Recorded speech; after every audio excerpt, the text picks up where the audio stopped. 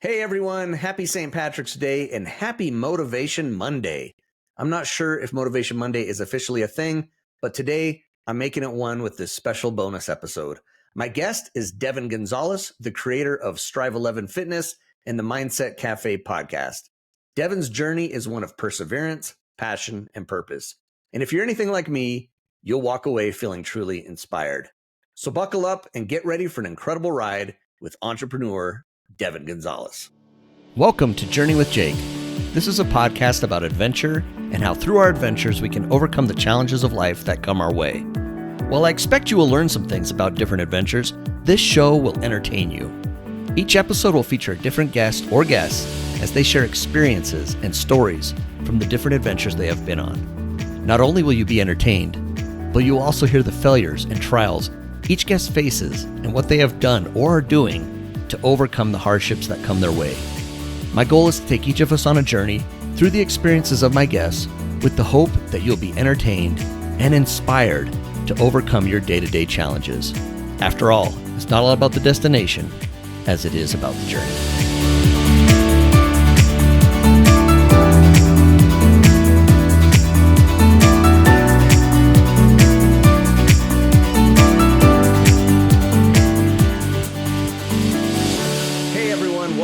To this bonus episode of Journey with Jake. I'm your host, Jake Bushman, and it was an absolute honor to have Devan Gonzalez on the show with me. We'll be back to our regular Thursday episode soon, starting with Jorge Salas Guevara this week. But in the meantime, sit back and enjoy this special bonus episode with Devan. I've got Devan Gonzalez with me here today. Devan, welcome to Journey with Jake. Thank you so much for having me. This is going to be fun. This is awesome. Yeah, absolutely. I don't know you, Devan, so I kind of want to get to know you a little bit. I know we're going to talk about fitness and mindset, those type of things. And I know you're an entrepreneur, a CEO, you're doing all kinds of things. But before we dive into all that, I want to know just a little bit about your background, kind of maybe where you're from, where you grew up, that sort of thing. Definitely. I mean, I'm the oldest of three boys. And, so I had that older brother, role growing up. But I grew up in Los Angeles, in Canyon Country, Santa Clarita. Growing up as the first of three boys, I just realized this earlier when I was talking to someone, that I had a rule with my parents that they didn't make my other brothers do.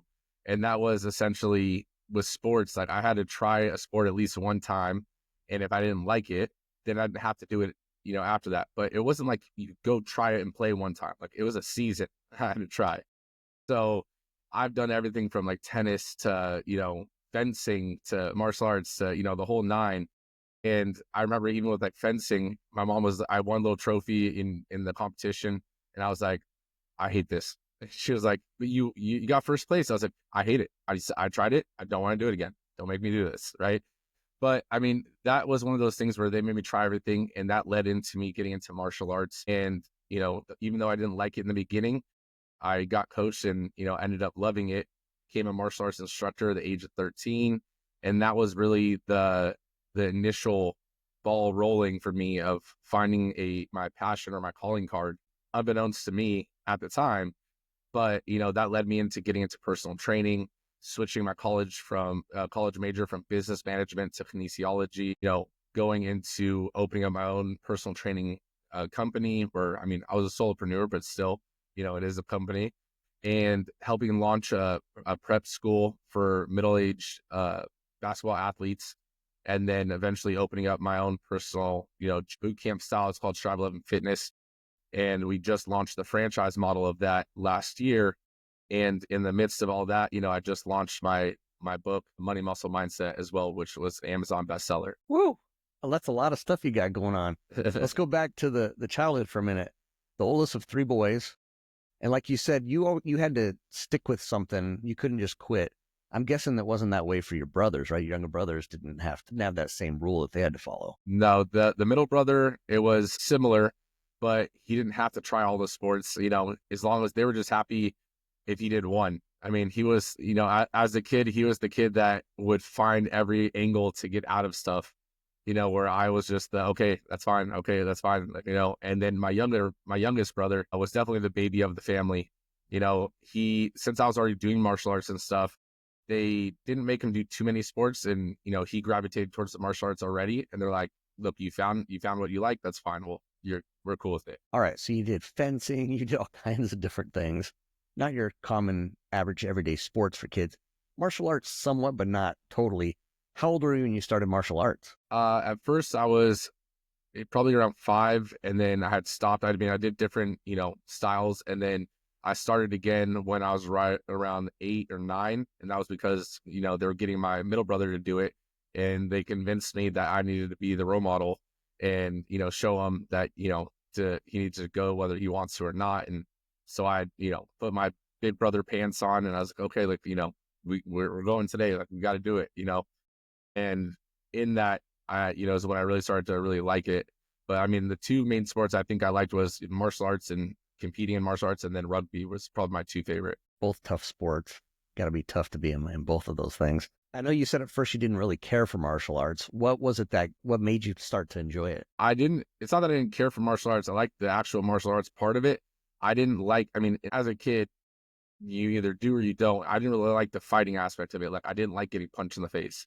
Not that I do now, but it was one of those things where I was always the younger kid in the older kid class, right? And so I was too old to be the young kid class, and I was too young to be in the older one, but, you naturally get moved up.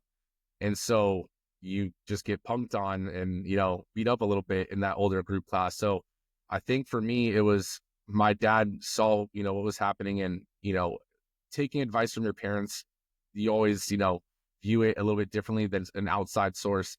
So he hired one of like my favorite coaches at the gym, and he also brought in some like friends that were, 'cause he was a police officer, so some friends that were, SWAT and, military and stuff to, coach me, even though he was saying the same stuff, it was different when someone else said it. So my coach, who's a boxing coach and a jiu-jitsu coach, at the studio, he, would literally be on top of me, telling me, all these different things, more than just like the technique and how to do things, but like sending me quotes or sending me, different mindset reframes. And I didn't know it at the time, but it was starting to, turn that light bulb on, and it was flickering.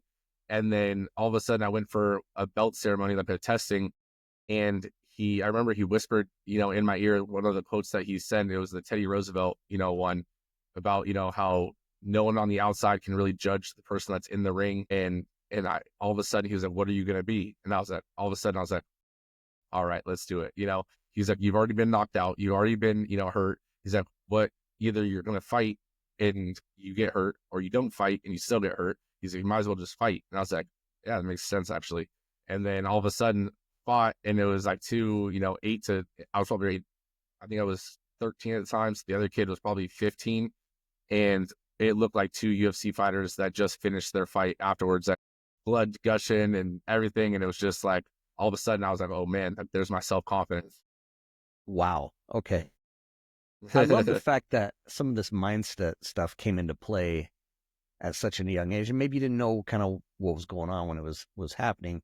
Because I feel like for me, I love hearing. That's why I'm glad I have you on the show today, because I love hearing about mindset and things like that. And I think it's taken me a while later in life to kind of realize, hey, the importance of these quotes and these things, to kind of get my mind in the right place. So I think that's pretty neat that you kind of were getting fed that at such a young age. Maybe you didn't know what it was. Maybe it was just kind of, but it did something for you. No, definitely. I mean, I didn't know what was happening at the time in terms of like why they were saying what they were saying, why, they're reframing my way of thinking, but they knew what they were doing and they knew it would work. And so it did work. And later in life, diving into fitness and diving into mindset and all these other things, even into the entrepreneurial space, like all of that stuff now started to make sense on reframing and looking at it from a different perspective, all these aspects. And it's like, wow, like they knew what they were trying to do and they knew they're going to achieve it. It was almost like a mental, like psychology, twist on it, Being an instructor at only 13 years old, what kind of influence did that have on you? I think I didn't know at the time, but, looking back on it, I think that's when I really started to establish myself in terms of like knowing that I could coach and lead. Cause I mean, most people, say, would classify me as a leader, even though I wouldn't classify myself as a leader, but, outside of the business and stuff like that. Right. And it was one of those things where that was a testament to what they're saying. but it's just naturally one of the things that I'm able to communicate and get on someone's level and view things from their perspective and make it make sense to them, because it's like majority of the time I've been in your shoes to a degree, right? So it's like relating it in a way. But at 13, I was teaching 3-year-old to 5-year-olds, we used to call them little ninjas, all the way up to, grown adults. Like I was running like the cardio kickboxing class with grown adults at the age of 13. And I mean, I was a little bit more mature for my age, but still it's a 13-year-old. Like, they're not 18, 19, 21. Like, and so majority of people could be like, okay, like there's a kid teaching me right now. But the demand for respect and that initial authority was already kind of set when I would walk on the floor and not take excuses and so forth from grown adults. It's like, you're here to get better yourself. Like, we're going to do it. Like, I don't care if you cry. I don't care if you whatever. Like, we're going to do it. Okay, man, you're intimidating me right now. No, just kidding.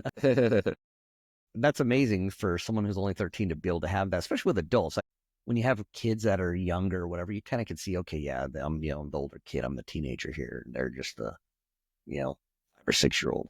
But when you've got an adult in there, that's could be a little bit intimidating. It sounds like that didn't phase you. Maybe it was in the back of your mind it did, but you went in and just took care of things. I mean, it was a gradual progression, right? So you started off with not being the person leading the class. So there's months that, I would be assisting the class. And so the people are getting used to me. I'm getting used to teaching adults and so forth, just correcting form and motivating and so forth from like, not behind the scenes, but, from the side a little bit. And then all of a sudden the main coach wasn't there. He was sick or something. So I had to step in for that one class. And it was like, okay, it wasn't like anything different than I was already doing. It was like, it's my time. Right. And I've been in the shoes where I didn't want to work out. I've been in the shoes where I was, it didn't want to do some of the exercises because it was painful. So it's like not being a drill sergeant, but also I've never been one of those like fluffy, like rah kind of trainers. And I think as weird as it is, a lot of people resonate with that more than that like Energizer Bunny trainer that's just, motivating you and pumping you up in your ear nonstop. It's like, you came here for a reason. Like, I'm going to help you achieve what you want. Like, I'm not going to yell at you. I'm not going to scream at you. But at the end of the day, you're not going to make excuses either. We're going to get through this together. I love that. I think I have a good example now. My running coach, Ryan Head, who I've had on the show before, I think he's kind of that way. I remember one time I was just like, I did not want to do, I was doing like a 10-mile run or something. I did not want to do it. I remember messaging him partway through. My leg was hurting or something. I was kind of like, oh man, I'm just not. And he messaged me back immediately and was like, hey, you went out there to do these miles. Get the miles in. I don't care if you have to walk. I don't care what you got to do. Get the miles in. I love that. I still appreciate that about him, that he was able to do that with me. And he's great about mindset too. That's why, again, I'm excited to talk to you about that. So how do you think you made, or I guess maybe why or how, I guess both, why fitness? Why a career with fitness? I mean, I would say around that same time that I was, starting to become a martial arts coach, I remember, for the listeners that, know what VHS is, right? There are these tapes before CDs, but my dad had VHS tapes of bodybuilders and, these workout tapes and stuff. And I remember being 12, or it was 11 or 12. It was a year before I could go to the gym, right? And I really wanted to go to the gym, but I wasn't old enough yet. And so I was taking down notes and I was watching the videos and taking notes and then working out with what equipment I did have at my house or my uncle's house. And then finally I was able to go to the gym, and I was that annoying kid that was going around and asking every buff guy or even girl, like I didn't care gender. I was like, yo, you have muscles. I'm trying to get those. Right. And so I'd walk around like, hey, what does that do? And then sometimes they would kind of try to brush you off, and then I would just watch and then like be doing the movements and like feeling like my muscle and then trying to figure out what it's doing. And then they would realize I'm serious. So then they would, usually be like, oh, you're serious. Like, yeah. So then they're like, okay, cool. And then they would tell me what it did. I would write it down on my notepad and everything. And then once they left, they were done with their workout, I'd be over there trying it, even if it wasn't the muscle group of the day. But that led me into, building my self-confidence even more on a physical standpoint, from strength, but just appearance and everything. And then getting into personal training was one of those transitions from martial arts instructor, because this martial arts studio didn't align with my college schedule. So it was like, obviously I'm not going to quit college. So I had to make, that decision. And I was like, okay, well, I have to get a different job. Worked at retail for less than a year. And I was like, this is not me. And then I the gym I was working out at, they had a hiring sign, and I, applied for it, and I called, and it was a VP of the area, and he was like, "Are you, how serious are you about this?" He's like, "Meet me at the gym in 30 minutes." And I was like, "Damn, I live 30 minutes away." And so I just threw on like professional looking clothes, didn't even have a suit or anything, showed up, and I was like, "Sorry for the appearance. I live 30 minutes away." So he's like, awesome. He's like, did a little interview. He's like, "Show me how bad you want it. If you show up to Costa Mesa tomorrow, we're opening a new location. Be there at 6 a.m. I was like, "You got it." Didn't even know where Costa Mesa was. Right. And I was like, "I'll be there at 6 a.m. Get home, tell my dad, I was like, "I got the job." He's like, "When do you start?" I was like, "Well, first I have to actually go to the new opening to prove that I want the job." He said, "Where?" I was like, "Costa Mesa." He's like, "You know where that is?" I was like, "No."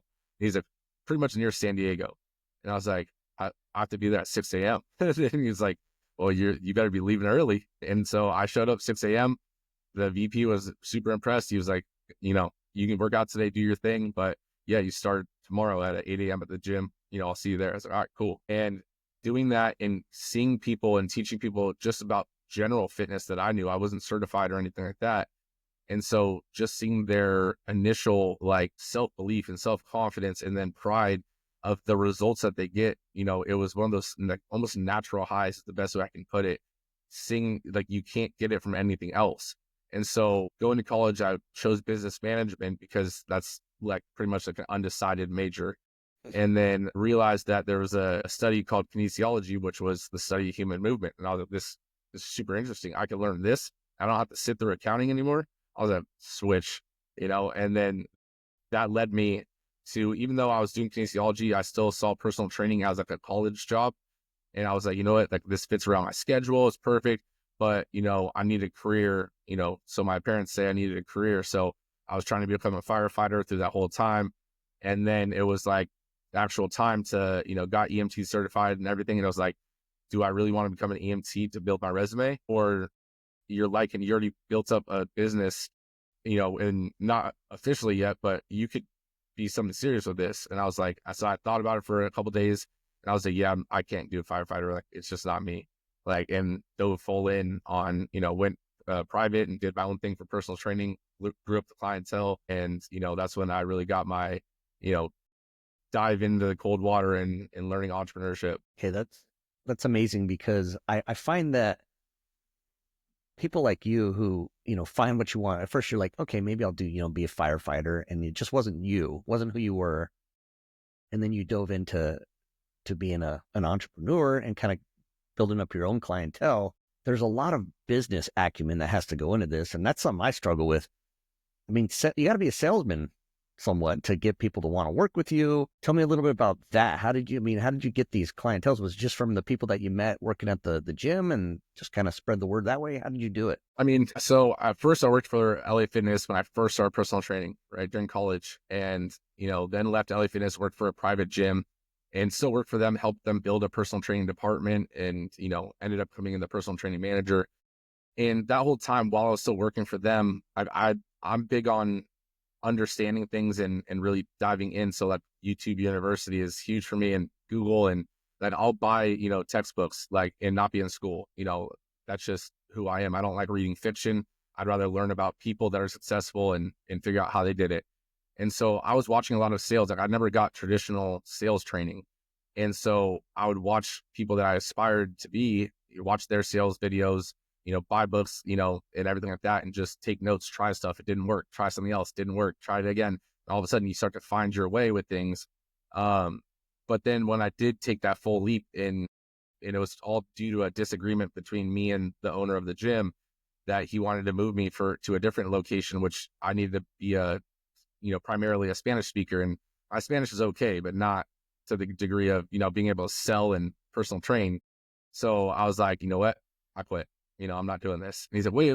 And I was like, no, I quit. Like, even if you put that on the table and put that as a threat, I was like, this was just the push I needed.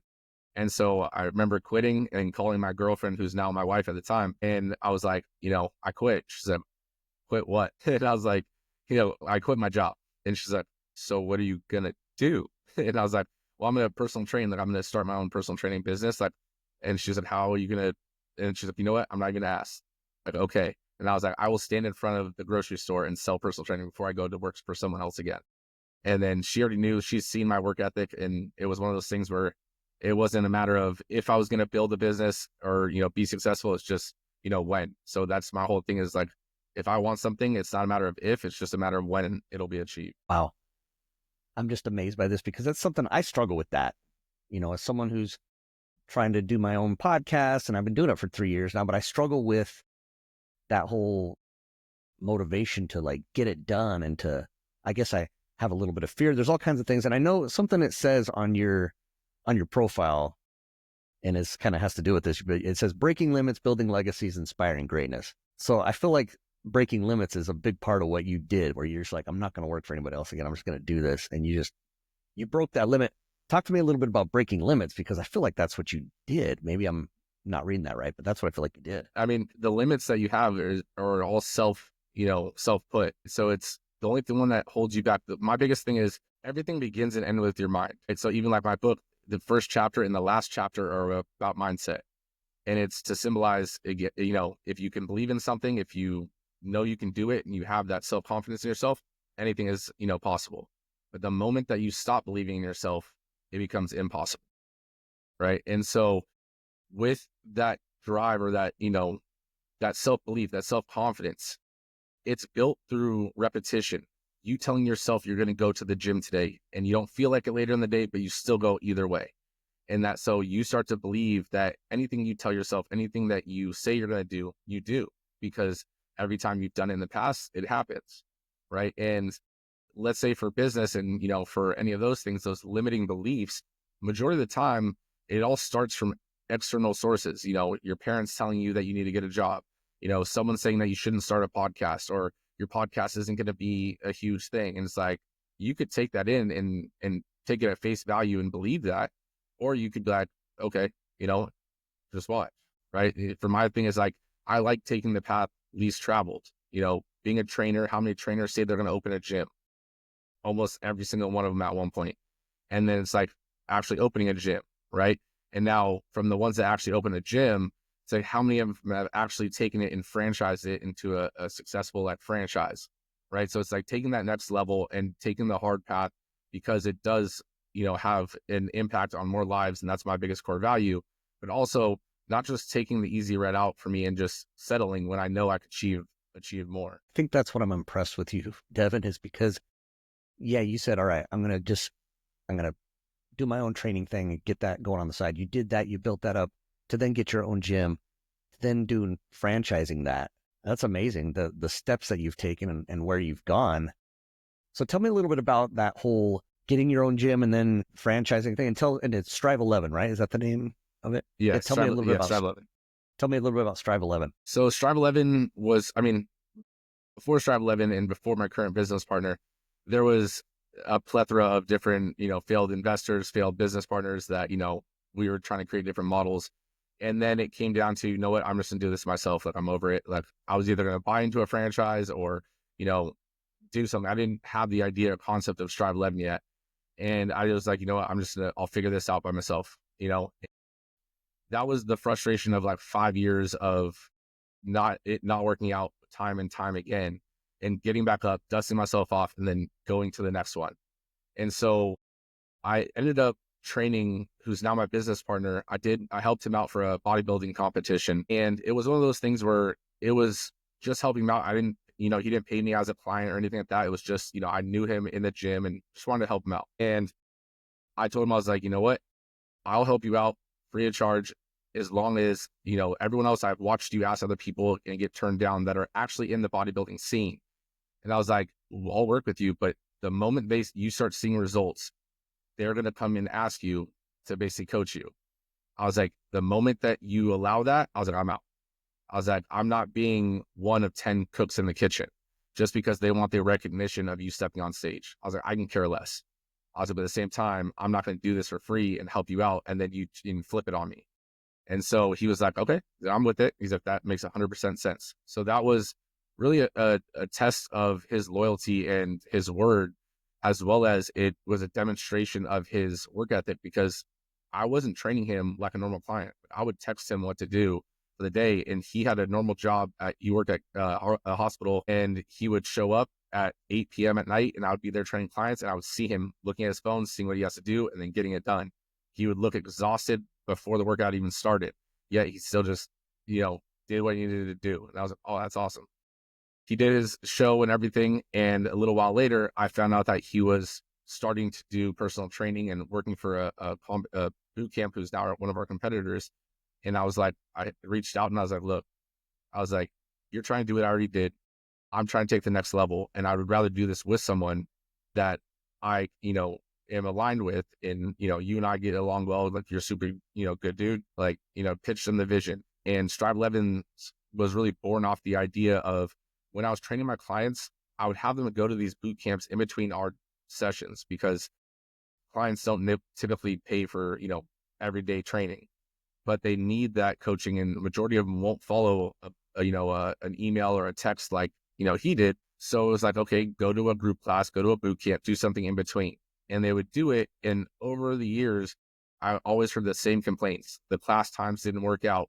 The class times are always overbooked. The membership is crazy expensive. And I get hit with these, late fees if I don't show up to the class because, my mom died, whatever the case is. Like, there was just, same things. And I was like, it's weird that these different models all run the same. But yet they're, they promote that they do different things, but I'm looking at them, they all do the same thing, just different logo, different paint. And I was like, all right. So then I started, one day with my ADHD brain, just let it run. And all of a sudden that was like the initial, 1.0 version of Strive. So our model essentially is a bootcamp style model, and we have no class times. So you can come in during our operating hours, just like a big box gym, like an LA Fitness, 24-hour fitness, something like that. But once you walk in the doors, you get the same energy, the same environment like you would in these, boot camp classes. The difference as well is that the 11, even though majority of people think there's some, metaphor or analogy behind the 11, it's because we have 11 stations. The stations change every single day, depending on the muscle split. And then the muscle splits also change every day of the week as well, so that you're not doing, let's say Monday is not always chest and back. It always switches up because people do get in routines. And I want to make sure that people get a full body's workout every single time, they accomplish their weekly workouts. But now each station could be made easier or harder depending on the person's fitness level. So it's like you get the flexibility of a big box gym. So you fit busy schedules, you get that energy and that motivation in, coaching from the trainers and everything like a boot camp, but yet you get the customization of like having a personal trainer. So we've been able to broaden the demographic from a traditional boot camp demographic to a full spectrum from 37. Wow. I like that. So instead of, I got my boot camp at 5 o'clock today. I can't make it because something at work came up and I'm not going to get there till 5:35. You can still walk in at 5:35 and do your thing with that same feeling, that same energy as a boot camp class. Is that what I'm hearing? Exactly. Like you could show up at 5:32 and walk in, right? And the difference, majority of like boot camps, it's let's say an hour-long class. Well, not everyone has an hour to work out every single day, right? And so it's like, some models are 45 minutes, whatever it's a set standard of time. Ours is tailored around you. Your schedule is the dictator of this, not our schedule. So our model can be our workout, same membership. You can do a 30-minute version today, a 47-minute version tomorrow, all the way upwards of a 75-minute, version. And the difference is we have a warm-up station, which is usually 2 exercises, not timed or anything. Once you're done with the warm-up, you hop in, the trainers will put you into one of the 11 stations. All the 11 stations are going off a singular timer that rotates every, roughly 2 minutes, a little over 2 minutes, with the 30-second rest in between. So you're not waiting on anyone. No one's waiting on you. And it just keeps the flow moving. You can do 1 round, which is 30 minutes. You can do up to 2 rounds, which is an hour. And then once you're done with your rounds or any combinations of the rounds, then you go to the ab station or cool down station, just like the warm up, not timed, 2 exercises, stretch out, and you're on your way in, roughly 75 minutes if everything is complete. Next day you come in, you're like, I only got 30 minutes. Cool. Just do a light stretch. When you're ready, hop in on the next station and then do 1 round, you're in, you're out. Love it. I need to join. Get going on this. I love it. That's fantastic. Tell me about the individual side of things, because I love the story you told about your partner, what's going on there. But when you see somebody who's, coming in who may be struggling with their fitness, and then you see them making that change and you see them developing and you see them progressing, you said that gave you like a dopamine hit or whatever. Give me a couple of examples of that and why that's so impactful to you. In every interaction, every conversation, as a service-based business, every service you give someone, like, it leaves an imprint on their life. Whether you want to or not, it does, right? Every conversation you have with someone, that is a piece of their history and their memory they will always have. And so having the ability to transform someone or not, I mean, we're not doing the work, right? They're doing the work, but giving them the information and the guidance and the motivation to basically transform their life, and they'll forever remember that. And you can, you could remember back to one of your grade school teachers and that just stood out from the rest. Being able to be that for someone else, there is no other feeling like it. And knowing that now that person has an indirect ripple effect on, let's say, anywhere from 1 to 10 more people that I've watched them do that transformation. They're now trying to better themselves. So we had an indirect impact on their lives, and same thing, it's a spider web of it, right? And so it's one of the most rewarding feelings, seeing someone so excited to tell you. It's almost like a little kid coming home and showing their parents, I got an A+ and then putting it on a fridge, right?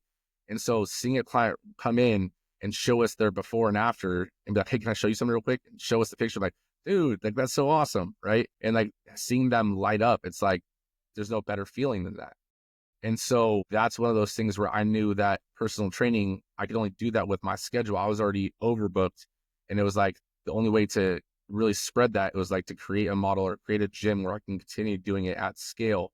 And now even with our franchisees, even though I might not be the owner of that actual location, the whole product and the whole service, everything about it that is changing people's lives, I'm having an indirect impact on their lives as well. With how busy you are now with all the, the different franchises you got going on and things like that, are you still able to find those moments with the individuals, or is it so big now that it's hard for you to get that time with individuals? I mean, it's a different now, right? So I mean, I still go to, like, our corporate one, and every now and then I just did this past weekend, I did the outing, which is, we did a hike, and it was like just to get people outside the gym and do something together. Like, I actually did the hike with them. But as much as like just training on the floor, I'm not doing that as much because I have so many different assets and things that I'm doing. But I also get that same rewarding feeling when I'm talking to, let's say, our coaches at, our locations, and teaching them how to overcome objections and how to learn how to sell, and watching them all of a sudden come in and they haven't ever sold a single thing and be like, dude, I just sold 5 supplements. And I'm like, awesome. Like, run me through it. Why did it work this time? Right? Why didn't it work before? And then having them explain it. And while they're explaining it, I'm watching the light bulb go on in their head because they know the answer. That, and then also even from the franchisee side, I'm a people person, and I just need to be able to interact with someone to a degree. Things like this, is still giving me that, that same feeling. So even though I'm not directly on the floor, everything that I am doing is still interacting with people and trying to leave that imprint on anyone that I can when coming across them in conversation. What are some of the challenges and difficulties you face? So I don't know if I coined this, right, or if I heard this somewhere. I keep forgetting to look it up. But a lesson that I learned from my own reflection was when I went to launch the franchise side, and my business partner, basically, we agreed he was going to take role over managing the gym and, all of that. And all of a sudden things started taking a dip, and I was like, what's going on? Like, and he was like, I don't know, I'm trying to figure it out. And I didn't want to bother you. And I was like, well, one, bother me, because now I have to take more time away to fix this. I was like, but these are easy things. Like, I don't get what you don't get. And he was like, I didn't know that's what we did. And I was like, looking back, I was like, okay, well, it's common sense. And I didn't tell him that, but then I realized it's only common sense. Common sense is only common to the person that knows it. Right. And so that was one of the big things that I had to realize, that I can't just expect things to be done a certain way if I haven't created a system or a process to do it, because someone that's never done it before doesn't know how to do it necessarily. And then going from a solopreneur, running a personal training business, to me and my business partner bootstrapping the first location with no employees, to then having employees, and now, scaling that to a full team, we have VAs and, we have franchisees and they have employees and so forth. It's like now having to manage and learn people on a psychological basis differently to be able to explain it to them so that they can explain it to other people who explain it to other people. And it's like understanding all those things and still knowing that I don't know everything and having the humility to ask for help. And I'm a part of business networks. I have a franchise advisor, and other resources that I do lean on because I know I don't know everything. Yeah, you got a lot to take in. I mean, especially from where you've come from to where you are now. You still seem like you're a pretty young guy. I'm not sure how old you are, but you look pretty young still. How is this with building this business, doing all this? That's a huge part of who you are. You've got the mindset going, you know, breaking limits, inspiring greatness, kind of like we talked about. One thing, the middle of that it says building legacies. First of all, what is building legacies to you? And then how is this relationship with your wife? And I believe you have maybe a daughter. I'm not sure if I got that right. Yep. I like the word legacies because it sounds so stoic and it sounds so, so elegant when you say it. But I like to reframe what a legacy is to someone. And that's why I like to say, building legacies, because it really is directly your impact on people. At the end of the day, your legacy is the impact, the lessons, and the interactions that you've had with people. At your eulogy, the things that people say about you, that's what your legacy is, right? It's not, he had the most pull-ups, let's say for David Goggins, he broke the pull-up record and that's his legacy. No, that was maybe one aspect of it. But what happens when the next person breaks it? Is his legacy gone? Right? And it's not. The legacy is everyone that he's inspired from that one action and, every interaction that he's had with someone. So when you're creating your legacy, it's like, what are you leaving here? Not necessarily physically or financially, but what are you leaving back for the rest of the people, right? For your kids, for your wife, for, or husband, depending, and it's like, you're also your employees, your team, your, customers, just your general circle. That's your legacy. So every day, even though you may not want to have that conversation with someone may want to talk to you, but you just don't feel like talking with them. Maybe they're trying to reach out to you because you're their shoulder. You're someone that they can, trust, or they look up to you. And it's like, you may be exhausted, but this is someone that might be reaching out for help and you're the go-to. That's your legacy. Love that. Thank you. Yeah. How's this whole with building this franchise and doing all this that you're doing? How's that affected life at home? How's things with the wife, daughter? How do you still find the time for that? So, obviously when you first start off a business, like you wear all the hats, and over time, as you grow and you can bring on a team and delegate more, you can start reducing some of the hats. But since we are in an aggressive like grow phase, there are more hats that come with that.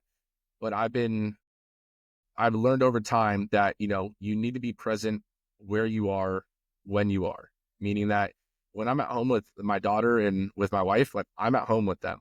Like I'm not working, I'm not calling people, like unless I work from home and it's still during those hours, like I set time aside for them.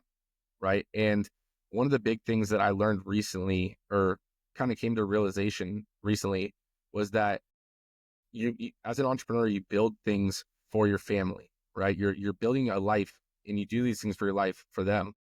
But if you don't communicate with them and you're not present with them, you start to lose them in the process of what you're trying to build for them, right? So at the end of the day, they look back and they're like, we would have rather had you, right? And that's not to say you can't put in the grind and you can't do all these things, but you need to let them feel included, right? So even for my wife, for example, she doesn't need to know every fire or every obstacle that we, face, but every now and then I'll, throw her one of the problems, even though I may have the answer already, right? And I just give it to her just to be a soundboard and, let her hear and have her know that I can vent to her. And then, she'll throw out her opinion and, I'll be like, oh, that's awesome. And now she feels like she's a part of it, right? Because at the end of the day, this should feel like you guys are growing this together, even though they may not be physically doing any of the things or stressed out about all the stresses of a business.